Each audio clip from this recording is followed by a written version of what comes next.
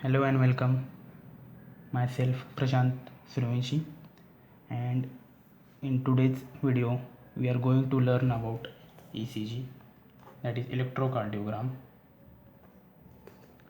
So ECG is a very important and essential diagnostic tool to assess the functions of the function of the heart, how the heart working. So it is basically ECG is used to assess uh, electrical activity of the heart, how the heart contracts, and electrical action, how action potential is generated, it is regular or not. These important aspects are recorded by using ECG. So here I have drawn a typical normal ECG. You can see this is the P wave, this is QRS complex, and this is T wave. So ECG, that is electrocardiography, is the process of producing an electrocardiogram. So it is a process of producing this electrocardiogram. So what is electrocardiogram? So electrocardiogram is a graph of, this is the graph, electrocardiogram is a graph of voltage versus time of the electrical activity of the heart produced by placing electrodes on the skin. So we generally carry out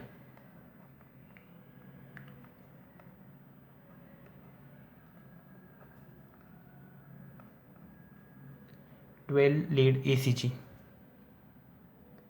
12 lead ECG, that is we place electrodes on different parts of the body like chest limbs and chest leads, and on the arms and limbs we place electrodes on the arms, limbs, and over the chest to detect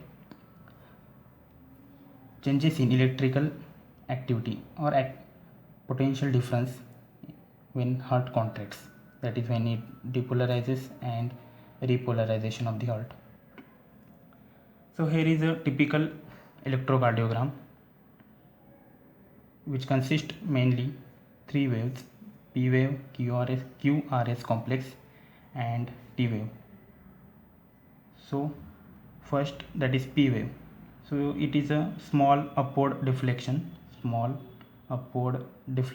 the ECG, which indicates atrial depolarization. So this is small upward deflection on the ECG, which indicates depolarization of the atrial muscle fibers. So here this is the isoelectric point. On this point, upward and downward deflections are recorded. So this is isoelectric point on which upward and downward deflections are recorded. So P wave indicates atrial depolarization. So how this depolarization takes place and how it is recorded, I will show you. That is depolarization. So in a resting heart or resting myocardial cells, there is potential difference on the two sides of the cell. The inside of the cell, that is myocytes, in myocyte or cardiac muscle cells, inside is negative and outside it is positive due to different concentration of ions on the outside and inside. So there is more negative ions on the inside than the outside. So it is negative charge on the inside of the myocytes, and there is positive charge on the outside. It is just like a battery. It has two poles. Battery has two poles, positive and negative. So it is just like battery. So this resting state of the myocardial cells is called as polarized.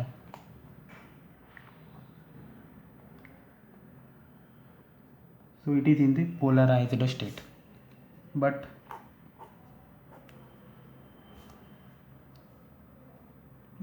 when this ionic composition or potential difference is changes, so how it changes? By movement of ions. By movement of ions, this electrical potential difference on the outside and inside it changes. So it becomes positive inside and negative outside due to the movement of sodium ions. So sodium is a positive ion which moves down its electrochemical gradient. So sodium is a, we know that sodium is a extracellular ion, main extracellular ion, which moves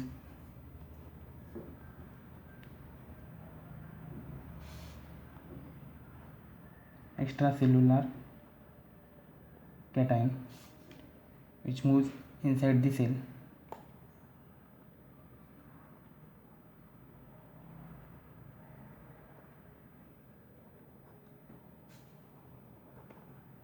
Inside the cell, and potential difference is changes. So this state is called as depolarized.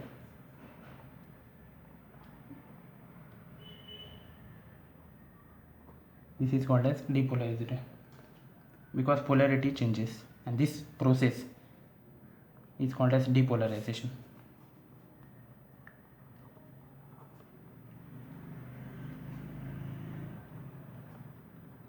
So the process of change in potential difference between cell is called depolarization. So when the cell is depolarized, we know that it contracts. There is contraction of the heart takes place when it depolarizes, and when it depolarizes, contraction takes place, and for again contraction it first has to repolarize. So when it depolarizes, it contracts, but after time it repolarizes to again contract. So this is called repolarization.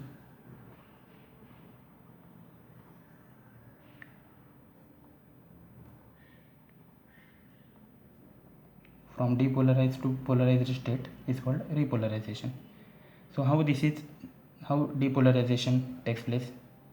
I have shown due to movement of sodium ions from extracellular membrane into the inside of the cell, and this causes change in potential difference to make the cell depolarized. So due to this we get electrical activity on the surface of the body. So this P wave indicates atrial depolarization. So next this is QRS complex. Next one is this QRS complex. So Q wave starts as a downward deflection. Q wave starts as a downward deflection. Then it forms a triangular wave. This is the right triangular wave. Then ends as a downward deflection. In the S wave ends as a downward deflection. So this QRS complex indicates ventricular depolarization. So when ventricles depolarize, this QRS complex is detected on the surface of the body as detected by the electrodes placed on the skin.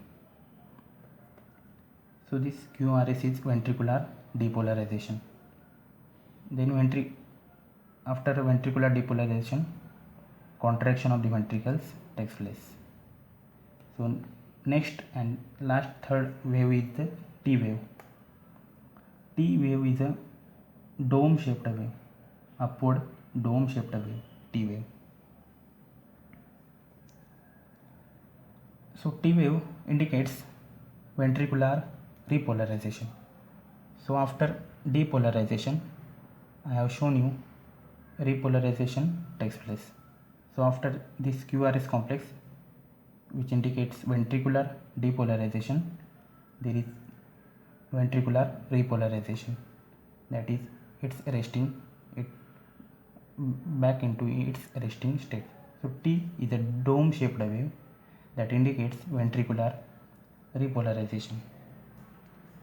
So that is typical. This is the typical normal ECG as detected on the surface of the body, which shows electrical activity of the heart. So how it is generated? I have tell you that we place various electrodes on the body.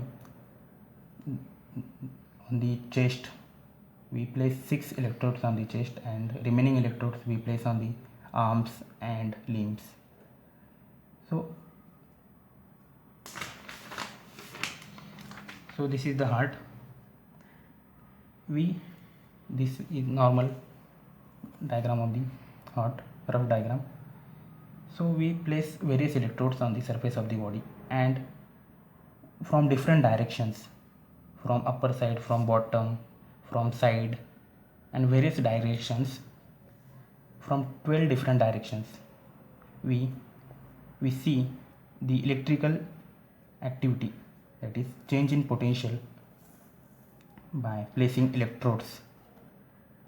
So when electrodes detect small changes in electrical activity of the heart from various directions, from upper, bottom, side views, from 12 different directions, electrodes record electrical activity of the heart, and they combine together and generate ECG.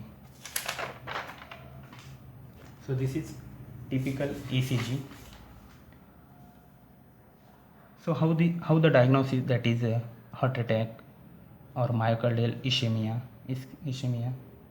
or atrial fibrillation, ventricular tachycardia, these are the abnormalities in the heart function. So how this is detected by using ECG, I will show. So if P wave is larger than normal, it indicates enlargement of an atrium. In normal ECG we know that P wave indicates atrial depolarization. If it is larger than normal, that indicates enlargement of the atrium. So it is indication of the enlargement of the atrium. Next, if Q wave is enlarged, if enlarged, that indicates myocardial infarction, that is heart attack. If Q wave is enlarged, that indicates myocardial infarction, that is heart attack. And next is if R wave, this right triangular wave is enlarged, that indicates enlarged ventricles. So if ventricles are enlarged, this R triangular wave is enlarged. So I have here drawn various intervals, that is PQ interval, QT interval, and ST segment. So PQ interval is the time between P and Q. So what is this indicate? PQ interval means it is the time between atrial depolarization to the start of ventricular depolarization. So it is the time between starting of atrial depolarization to the start of ventricular depolarization. This is the time between. So how first atrial depolarization takes place, then how much time it takes for ventricular depolarization to occur. This is PQ interval. And this ST segment is very important. ST segment indicates the time required for ventricular time between, this is ventricular depolarization. So it is the time between ventricular depolarization for the ventricular repolarization to occur. So after ventricular repolarization takes place. So it is that segment which is a ST segment.